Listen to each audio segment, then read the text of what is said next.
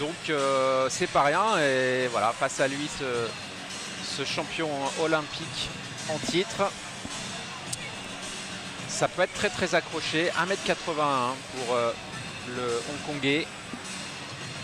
Là aussi une allonge en faveur plutôt du joueur de Hong Kong. L'Italien est plus petit.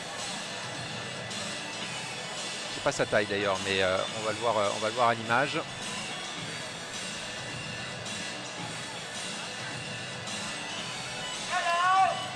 Et j'ai pas fait les calculs, mais je pense qu'il a éliminé au moins 3 tricolores, hein, Focconi aujourd'hui. Il me semble 2 sur 3 probablement. Début de la deuxième demi-finale.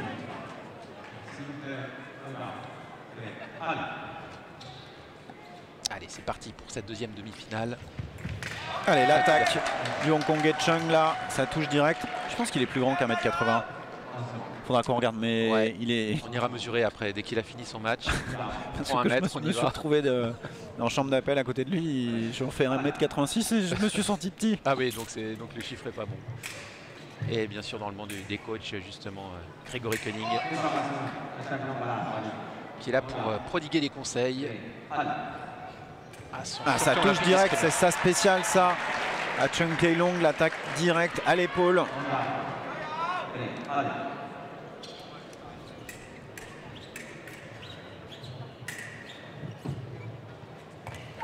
Allez, Focconi qui reprend le dessus avec une attaque directe aussi. Et ça touche. Alors la délégation de Hong Kong est venue avec pas mal de supporters, hein. J'étais étonné, mais il y a eu beaucoup d'encouragement à chaque fois qu'il y avait un joueur de Lille qui était sur la piste.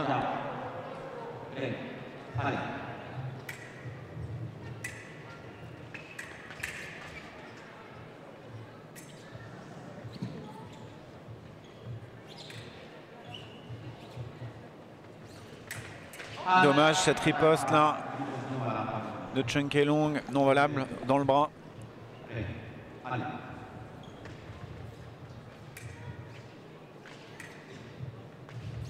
Attention, ça va arriver fort.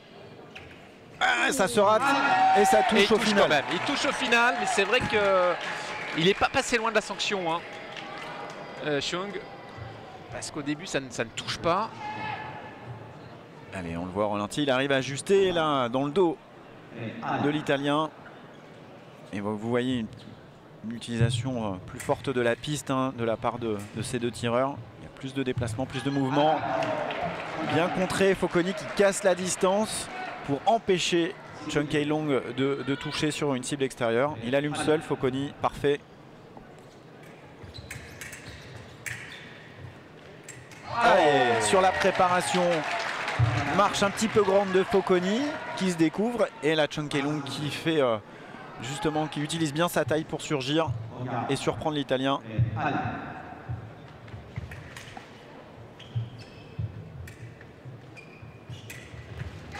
Allez, l'attaque non valable directement. Encore Chung Kae-long qui cherche une cible haute là près de l'épaule. Ça arrive dans le bras.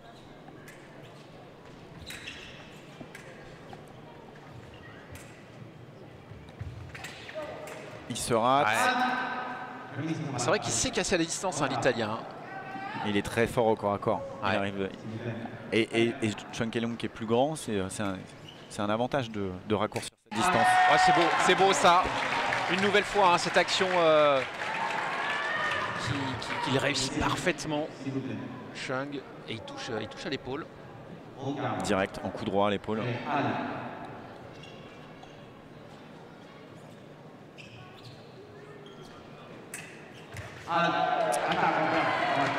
Ah, c'est une touche donnée là pour Chung Kae-long. J'ai vu Grégory Koenig soupirer, mais effectivement il était un peu perdu.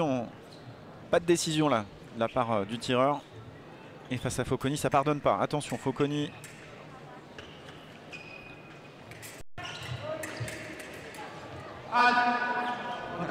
Il y en a eu des contre-réponses, je les ai pas comptés, mais ouais, il y en a bien 5 ou 6 de chaque côté. Il s'est passé beaucoup de choses en peu de temps. Et finalement, touche non valable. Allez, bien contré là. Pareil, Focconi qui n'a pas bien cru en lui là sur son action vers l'avant. qui demande à ce qu'on teste le fleuret. Vous voyez, il tend la pointe vers l'arbitre et ça fonctionne parfaitement. Il n'y a pas de problème. Il n'a pas touché. Et il est mené 6-3 l'Italien.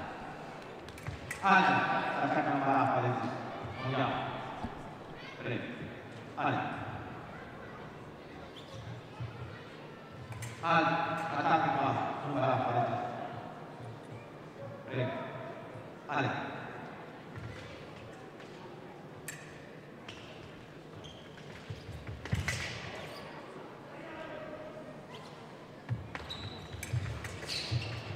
Ouais, la reprise d'initiative hein, qui repart du Hongkongais. Voilà, l'Italien qui va casser un petit peu le jeu. Bon, il s'est peut-être pris un coup, hein, c'est vrai. Il a demandé à ce qu'on lui mette un peu de froid, Focconi. Et je pense qu'il a envie d'arrêter plus l'hémorragie de son genou. Je pense qu'il récupère là. Et ouais. c'est d'ailleurs ce que dit Grégory Koenig à l'arbitre en lui disant il joue la montre. Mais effectivement.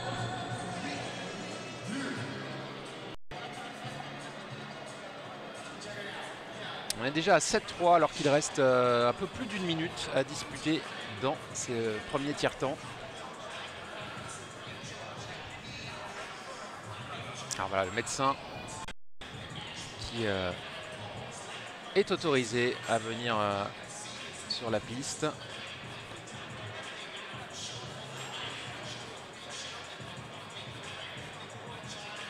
Bon, effectivement, a priori quand même, ça sent le besoin de récupérer. Même si parfois, hein, bien sûr, hein, il peut y avoir des blessures. Mais là, ça semble pas être le cas. On reste complètement... Et il va demander 5 minutes. Ouais. Ouais. Voilà, il va y avoir 5 minutes pendant laquelle il va y avoir possibilité pour l'Italien de récupérer, en tout cas se faire traiter par le médecin d'ailleurs de l'équipe italienne, je pense. Voilà, qui arrive maintenant près de la piste. Et il faut rester absolument concentré hein, du côté de Kalong Chung, pardon. Ne pas sortir du match. Lui qui mène de 4 touches. J'arrive pas à savoir ce qu'il a eu l'Italien parce que c'est vrai que sur ralenti on voit pas vraiment de contact de l'âme ou... ouais, puis je le vois à genoux, crampe peut-être. Là il est en train de s'étirer, donc s'il s'étire c'est qu'il n'a pas senti de déchirement ou de lésion musculaire, donc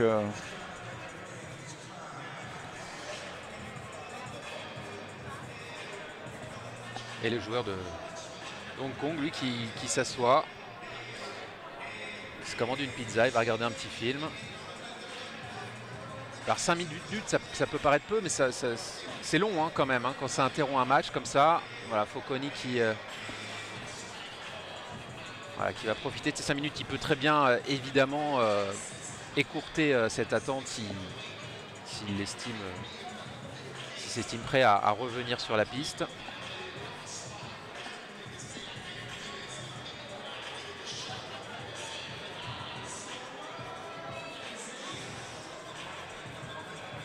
Et là, hein, bien sûr, aussi vigilance hein, du côté des arbitres, puisque les coachs n'ont pas le droit d'intervenir. Et là, on est venu se placer devant le box des coachs italiens pour éviter pour s'assurer en tout cas qu'il n'y ait pas de conseils prodigués. C'est ce qu'a demandé Grégory Koenig, hein, l'entraîneur de Hong Kong. Voilà, allez, c'est bon, il va pouvoir repartir. Moi, je pense que c'est une petite pause moi, j'aurais bien amenée de la part de Focconi. J'aurais tendance à penser ça aussi. Après, on va lui laisser le doute quand même. Et c'est reparti, 7-3, en espérant que ça n'ait pas trop perturbé Chung. Et qu'on reparte voilà, sur de bonnes bases.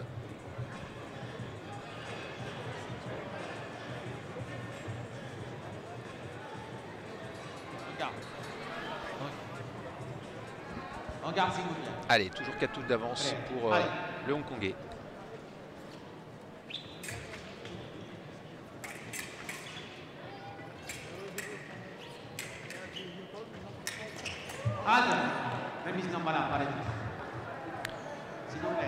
Foconi qui est toujours à la limite, on le voit, hein, il sait qu'il doit raccourcir la distance face à Cheung Kei-Long. Il vient vraiment quasiment au corps à corps. Il le fait très bien.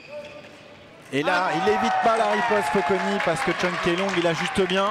Il avait la parade, il a le droit à la riposte. Alors Foconi essaye de s'échapper. Hein. Vous allez voir, là, il a repris la parade et il ajuste bien. Et il était tout près de sortir de la piste. Hein. Cheung, il n'avait plus d'autre choix hein, de toute façon, mais il a bien amené. Oh, super, magnifique. Superbe. Magnifique. Superbe. Quand, ça, celle-là, elle fait mal. C'est un peu des touches contre double parce que c'est un peu des touches contre double parce qu'évidemment ça fait mal au moral pour Foconi de recevoir une contre-attaque aussi rapide. Et allez, la riposte encore là de Cheung Kei-Long.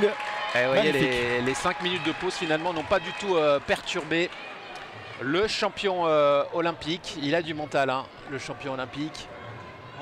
Donc c'est pas cet arrêt qui va le perturber. Et il mène de 7 touches hein, maintenant. Alors c'est pas une promenade de santé en tout cas, pour le moment c'est assez confortable en tout cas. Il n'y a pas de souci pour le champion olympique qui... Et encore ça touche direct à l'épaule là, mais 2 cm. C'est pas très loin.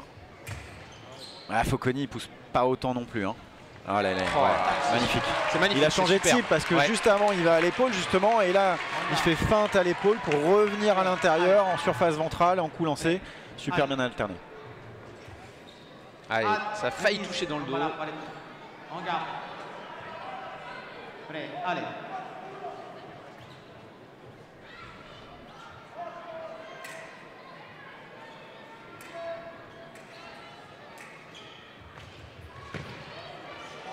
Oh là là, l'Italien qui était à 2 doigts de sortir, mais on a vu encore il y avait un bout de doigt de pied encore sur la piste, donc toujours en jeu.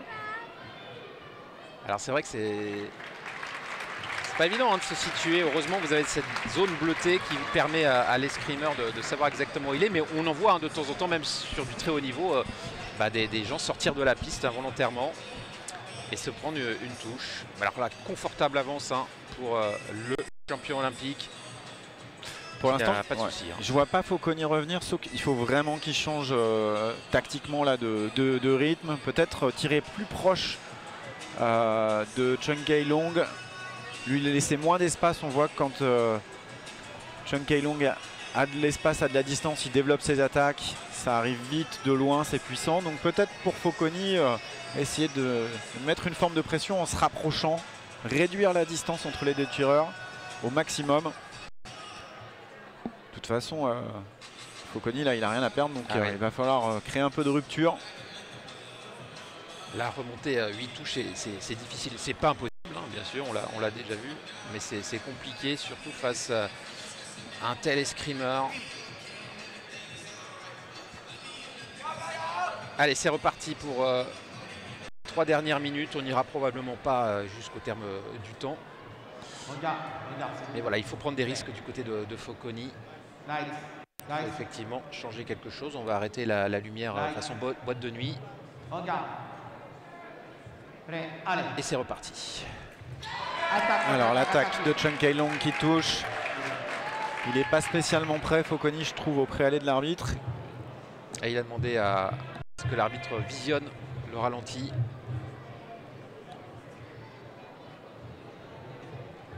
Est-ce qu'il ne l'a pas demandé en disant est-ce qu'il n'est pas parti avant le aller? Non. J'ai l'impression que c'est l'attaque de Cheung Kei-Long. Ouais, c'est lui qui commence à aller vers l'avant. Je trouve qu'il ne s'arrête pas. On va voir. Ouais. Voilà, c'est confirmé. Il n'y a pas trop de doute possible hein, sur cette action.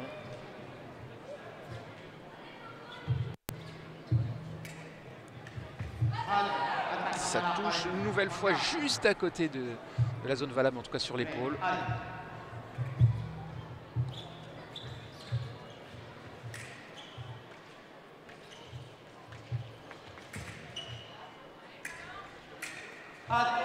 Et là ça fait trop de fois à l'épaule et Foconi il l'a bien défendu celle-là en cible extérieure. Il est monté en contre de Sixte. Il a eu le fer, il a envoyé la riposte et là, belle alternance de cible de Chun Kai-Long. Il est revenu à l'intérieur, à la poitrine.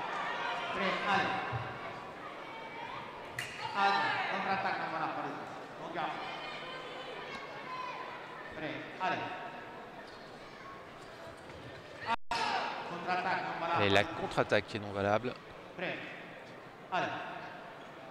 Oh, Oh, là, là, c'est là. superbe. On a l'impression que c'est tellement, ça semble tellement facile. Et évidemment, ça ne l'est pas. Et il est venu encore à l'épaule, mais il l'a porté de pointe celle-là. Ouais, c'est pas un coup lancé, c'est effectivement la pointe qui progresse et qui vient toucher. Et magnifique touche de pointe. Et cette fois-ci en cible basse pour alterner. Foconi qui ne sait pas trouver de parade. Brice, vous vous rendez compte, battre 15-4 à un tireur comme Foconi, c'est quand même signe d'être Ouais, il est sur un nuage. Il est sur un nuage. Il est toujours sur un nuage, Chun Kai-Long, Ouais, c'est il sûr. est pas redescendu depuis Tokyo. Incroyable là, l'escrime qu'il pratique. Et moi j'ai pu le voir tirer lundi matin à l'INSEP, puisque j'ai été suivre un entraînement des Français. Et du coup, les Hongkongais étaient présents et les Japonais aussi. Et j'ai vu un beau match d'entraînement entre Enzo Lefort et Chun Kai-Long. Et ouais, je suis absolument pas surpris de ce que je vois aujourd'hui. Il était déjà à l'entraînement solaire, rayonnant. Ça sortait du lot. Enzo Lefort aussi. Attention, c'est pour ça aussi qu'Enzo, on le retrouve en quart de finale aujourd'hui. Mais voilà, je suis pas surpris, mais c'est quand même là.